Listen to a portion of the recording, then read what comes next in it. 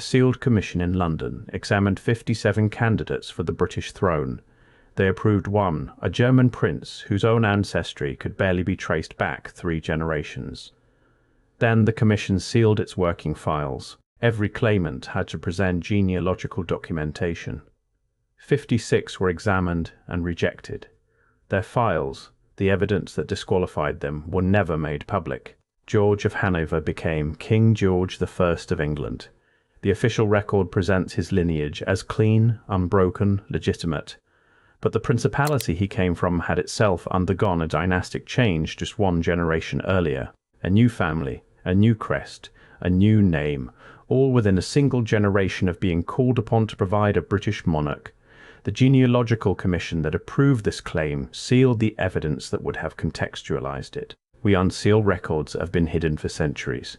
If sealed commissions, erased genealogies, and convenient archive files are the kind of documents you want broken open, you know what to do.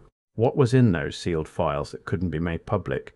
What ancestry did the rejected 56 share that was so dangerous it needed to be erased from the official record? To understand that question, we need to look at a pattern that extends far beyond 1714.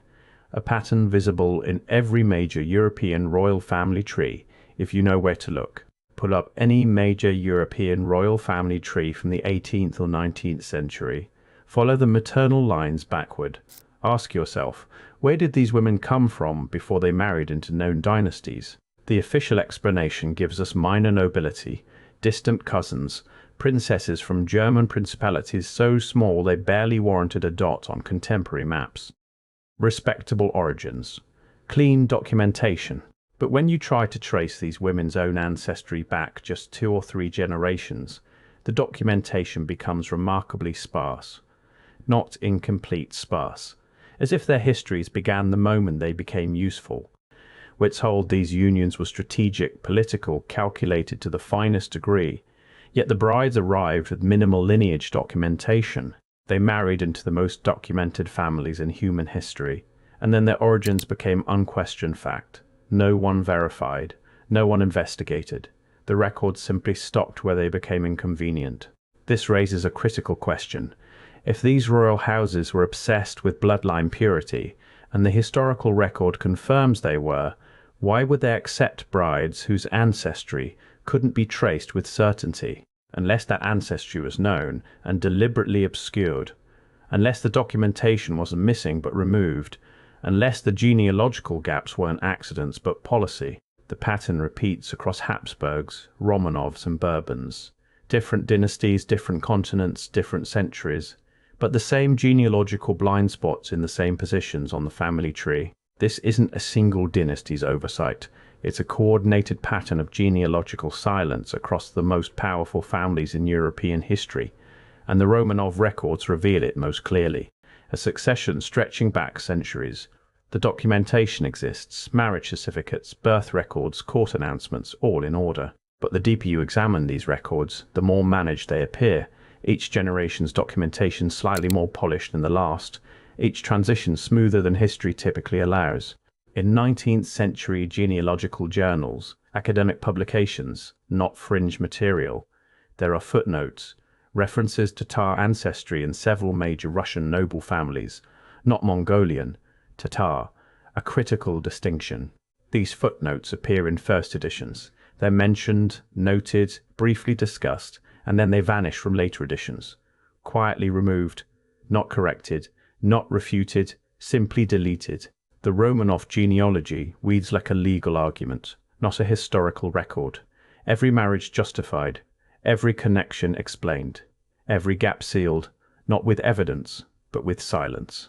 The question isn't whether these genealogies contain truth. They do. The question is, who commissioned them and what they were commissioned to conceal, because the same pattern repeats across every major European dynasty. Because maps don't lie the way genealogies can. They show what was known, what was believed, what existed in the minds of the cartographers who drew them, in remarkable detail. These weren't speculative maps. They were trade routes, routes that merchants staked their fortunes on, and generals their campaigns. Vast territories with marked cities, established trade routes, and, this is the critical detail, symbols indicating royal courts, multiple royal courts throughout the interior, governmental structures, administrative centres. British maps from the same period show the same boundaries, the same court markers. Three rival maritime powers, independently mapping the same political structures. These weren't vague approximations of unknown territory. These were precise cartographic records by professionals whose accuracy determined whether trade fleets reached their destinations or were lost. Then, over the course of the late 1700s and early 1800s, the labels begin to change. Western territories become Russian. Eastern territories become Jing Chinese. Southern borders become Ottoman. The interior, where those royal courts had been marked, becomes nameless. Not relabeled. Nameless. The cities disappear from newer maps. The trade routes vanish. The governmental symbols are simply gone.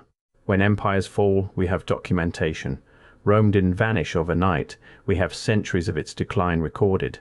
The Byzantine Empire left volumes of testimony about its final days. Even the Mongol Empire's fragmentation is well documented. Treaties of dissolution, succession disputes, refugee movements, resistance records. The collapse of a major civilization leaves traces. But the vast territory documented by three rival maritime powers, a territory with marked cities and royal courts, leaves no transition record, no treaties of dissolution, no succession disputes, no resistance movements, nothing. And into that silence, that absolute documentary void, new royal families appear, with freshly constructed genealogies, claiming territories that maps from a single generation earlier had labelled as belonging to someone else. Both cannot be accurate. Either the maps lied, which would mean three rival powers coordinated the same lie, or the genealogies were constructed after the fact, not the castles they inherited, the palaces they constructed during their consolidation of power. The buildings speak a language the official records refuse to translate. The Winter Palace in St. Petersburg, Schönbrunn Palace in Vienna, the outer buildings of the Forbidden City in Beijing, the Royal Palace of Madrid, rebuilt after a fire in 1734. They don't just share stylistic choices, they share specific technical features, construction methods, proportion systems, decorative mathematics, the same relationship between height and width, the same window placement ratios, the same mathematical principles governing spatial relationships, across thousands of miles, across cultures that supposedly had minimal contact, across royal houses that were allegedly rivals for continental supremacy. This isn't aesthetic coincidence. This is transmitted knowledge, specific technical knowledge about large-scale construction, about load distribution, about creating the impression of sovereign power through architecture, the early to mid-1700s. The exact period when those map labels were disappearing and new dynasties were consolidating. The official explanation attributes these similarities to travelling architects, to shared aesthetic trends, to the influence of classical masters. That explanation requires us to believe something extraordinary. It requires architects from different empires, supposedly rivals, to independently adopt not just similar styles but identical mathematical systems, to build at massive scale in multiple capitals simultaneously. Or, and the documents allow this interpretation, these weren't rival families at all. They were branches of the same ancestral tree, building in a common architectural language that represented their shared heritage. Because if these palaces were built by related families using shared ancestral knowledge, then the official genealogies separating them are fabrications. When you try to trace where these architects trained, where they learned to build at such massive scale with such uniformity, the documentation trail goes cold. Not everywhere, just at the critical transmission points. And speaking of documentation going cold, let's talk about fire. Because fire is the recurring character in this story. Fire appears at every critical juncture where old records would contradict new narratives. The Royal Palace of Madrid, 1734. A fire that conveniently destroyed the previous Habsburg residence, along with its architectural records, its genealogical archives, its administrative documents, the Library of Congress, 1814. The Hanover State Archives, multiple fires, most records lost, and these are just the famous ones. Dig deeper and you find dozens more, always targeting the kinds of documents that would verify or contradict dynastic claims. Some fires are inevitable across centuries, Buildings were made of wood and lit by open flame. Accidents happen. But accidents don't cluster at historically convenient moments across multiple empires. Fires occurring right before genealogical claims would need verification, right after territorial transitions, right when old documentation would contradict new official narratives. After each fire, the reconstruction of records favored the newly established order. New bloodlines, new territorial claims, new official narratives. The old records couldn't contradict the new ones because they no longer existed. A pattern of convenient destruction spanning 2 centuries and multiple empires, each fire isolated, each fire explained, but together they form a systematic erasure of pre-existing records across the continent. The symbols. Because symbols are harder to destroy than paper. They're carved into stone, woven into fabric, pressed into wax. And these symbols tell a story the genealogies tried to erase. The double-headed eagle. It appears in the heraldry of the Holy Roman Empire, the Russian Empire, the Byzantine Empire, several Balkan nations, and various German principalities. We're told this symbol was adopted independently. A double-headed eagle is a complex symbol requiring specific artistic knowledge to render correctly. Recurring crown designs, particular arrangements of lions and bears, specific color combinations used in identical patterns. The repetition isn't coincidence. It's vocabulary, a shared language of power that predated the official founding dates of the dynasties that used it. These families weren't copying each other's heraldry. They were drawing from a shared heritage, a heritage that suggests common ancestry. Ancestry the official genealogies were constructed to obscure. The symbols survived because they were carved in stone. The genealogies were written on paper. Paper burns. There's one more piece of evidence these families couldn't destroy because it's written in their own blood, their DNA. And this is where the story becomes most troubling. We now have genetic testing that can confirm or refute genealogical claims that once relied solely on documents. We can trace ancestry through DNA with precision that no forged birth certificate can withstand. Not the claimed ancestry, the actual genetic heritage, mapping where these bloodlines truly originated. Some studies exist, small ones, targeted ones, but never a complete mapping of royal bloodlines using modern genetic techniques. These families commission studies of their artwork, their archives, their palaces. Yet they've shown remarkable disinterest in genetic verification of their bloodlines. The one form of evidence that cannot be forged, cannot be burned, cannot be sealed, and it remains the one form of evidence they refuse to produce. We know from population genetics that pure bloodlines are a myth. Humanity is a tapestry of mixing and migration. Genetic markers appear from continents away, in populations that believe themselves isolated. What would comprehensive DNA testing of European royalty reveal? What Central Asian or Siberian genetic signatures might appear in families who claim pure Germanic, French, or British descent? The question isn't why they avoid genetic testing. The question is, how? How do you suppress curiosity about your own origins in an age of genetic discovery, unless you already know what the results would confirm? And this brings us to Siberia, because Siberia is where the map evidence, the genealogical gaps, and the architectural connections converge into a single, unavoidable question. On those old maps, Siberia wasn't Russian territory. It was labeled as part of a vast domain stretching from the Caspian to the Pacific. Then, over a remarkably short period in the 1700s, it became Russian. Not through treaties we can examine. The official explanation tells us Cossacks gradually expanded eastward, encountering only primitive populations offering little resistance. The records describe encountering cities. Not villages, cities. With stone buildings, organized populations, established trade networks, administrative infrastructure.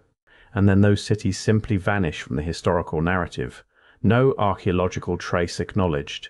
No scholarly investigation pursued. Where did those cities go? Who built them? And if Siberia had an established urban civilization when Russia arrived, whose civilization was it? Whose descendants now rule under different names? The pattern is consistent. Wherever there was a previous civilization, the records were sealed, burned, or simply never written. Wherever new dynasties emerged, fresh genealogies appeared with them. Here's something else that doesn't make sense. When royal families married across borders, language was supposedly a barrier, yet these same families conducted private correspondence with perfect understanding. The official answer is Latin or French, the diplomatic languages of Europe, but there are references in old documents to other languages used in certain royal contexts, languages described as ancient or traditional but never specified, not French or Latin, a language from their actual common ancestry, a language that would have revealed too much if used publicly. The linguistic practices, the heraldic symbols, the architectural mathematics, the genealogical gaps, they all point in the same direction, toward a common origin that was systematically erased from the record, an origin connected to territories that cartographers documented for over a century and then watched disappear from the maps, territories whose people, whose royal courts, whose governmental structures left no transition record. Maybe nothing. Maybe these are patterns in randomness. Maybe the official history is complete and accurate, and these anomalies are simply the normal gaps in any historical record spanning centuries.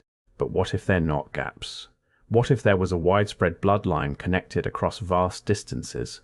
What if the royal families, we're told, are separate lineages are actually branches of a single ancestral tree? A tree that was pruned, rewritten and sealed when new borders were drawn and new histories were written. What technologies, what organizational systems, what understanding of governance at continental scale? And why would that knowledge need to be hidden from those who inherited it? Only questions that multiply the deeper I look into the records. But the records themselves, even the sealed ones, even the burned ones, leave traces. And traces are what document hunters follow. When you hear about royal bloodlines, ask where those bloodlines actually originated, not where the genealogies say they originated. When you look at a modern map of Asia, ask what was there before the current borders were drawn. Ask why the genealogical records stop precisely where they would reveal something the official narrative cannot accommodate. Why the maps change so completely in such a short time. Why the architecture speaks a language the official history refuses to translate. Why the symbols persist when the genealogies have been rewritten, in the deleted chapters, in the fires, in the missing records, in the too convenient genealogies. There is another story. A story about who really built the world we inherited. In 1714, a commission sealed the genealogical files of 56 royal claimants to the British throne. Those files remain sealed today, over 3 centuries of silence on a question of ancestry. What bloodline could be so inconvenient that empires burned their own archives rather than let it be traced? The deeper you look, the more you realize that what we call history might be just the story the victors agreed to tell. And somewhere in the sealed records, there is a story they agreed to hide.